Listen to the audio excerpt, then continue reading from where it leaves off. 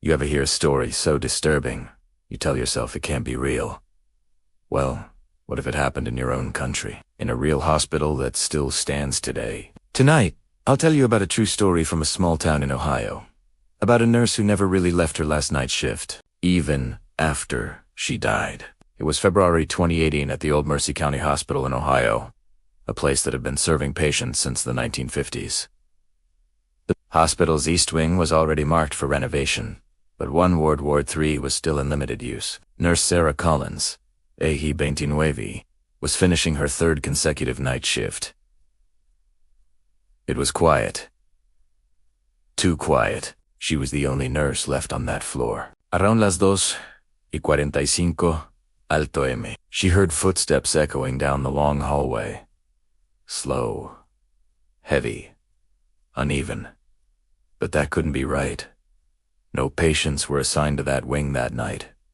She froze. The sound stopped too. She turned toward the glass door at the end of the hall, and for a split second, she saw someone standing behind her reflection. Sarah spun around. Nothing. Empty hallway. Trying to calm herself, she laughed nervously. Old hospitals make weird noises, she whispered.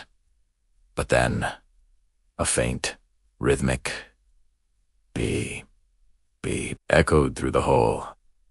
A heart monitor.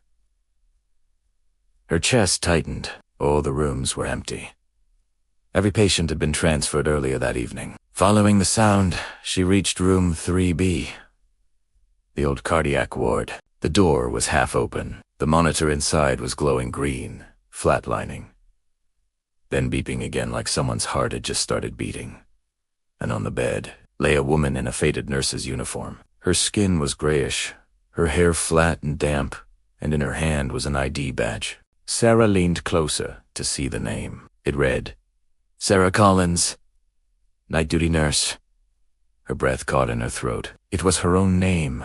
Before she could move, the woman's eyes snapped open, pure black, like two empty voids staring back. Sarah screamed and ran out of the room, calling for the security guards. When they returned moments later, the bed was empty, but the ID badge still lay there on the sheets. The next morning, hospital management checked the archives. What they found was impossible. A nurse named Sarah Collins had died of cardiac arrest in room 3B on the same date, February 12th, 5 years earlier. The nurse who witnessed the event last night was also named Sarah Collins. Different age, different background.